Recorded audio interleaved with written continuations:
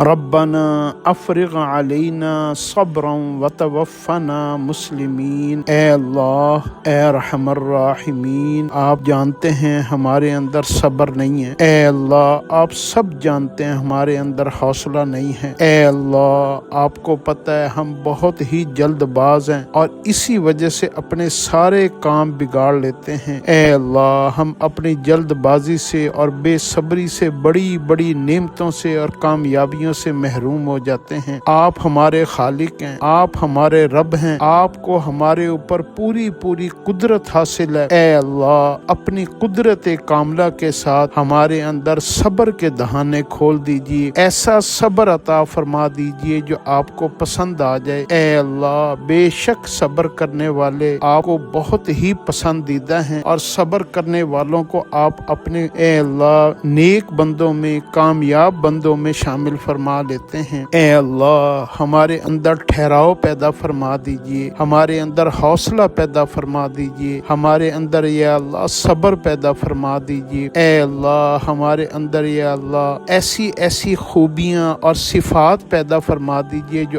آپ کو پسند آ جائیں۔ اے اللہ، ہم آپ سے ایسے صبر کا سوال کرتے ہیں جو ہمیں اے اللہ ہر گناہ سے روک دے اور ہر نیکی کے اوپر کھڑا کر دے۔ جیسے فجر کے لیے اٹھنا مشکل ہے، اے اللہ ہمیں اپنے نیند کو قربان کرنے کے اوپر صبر عطا فرما دیجئے۔ اے اللہ، اور اپنے ہر گناہ کو چھوڑنے کے اوپر صبر عطا فرما دیجئے اور نیکی کرنے میں اے اللہ تو ہمیں استقامت نصیب فرما دیجئے۔ اے اللہ، بے شک صبر کرنے والوں کو اے اللہ آپ نے دنیا اور آخرت کی ساری نعمتوں سے نوازا ہے، ہمیں بھی ان کے اوپر شامل فرما دیجئے۔ اے اللہ، بے شک صبر کرنے والوں کا انجام ہی آپ نے اے اللہ خیر اور بھلائی کے اوپر رکھا ہے اور انہی کا خاتمہ اسلام کے اوپر اور ایمان کے اوپر ہوتا ہے۔ اے اللہ، کہیں ہم دنیا کے لالچ میں، ہوس میں، حرص میں اپنے گناہوں کی وجہ سے بے صبر ہو کر اے اللہ کوئی کفریہ کام نہ کر بیٹھیں، کہیں اے اللہ ہم تیرے کسی حکم کو توڑتے ہوئے نہ دنیا سے چلے جائیں۔ اے اللہ، آج ہمارے اندر جتنے بھی رشتوں میں اختلافات ہیں، جتنے جھگڑے ہیں، جتنی لڑائیاں ہیں، سب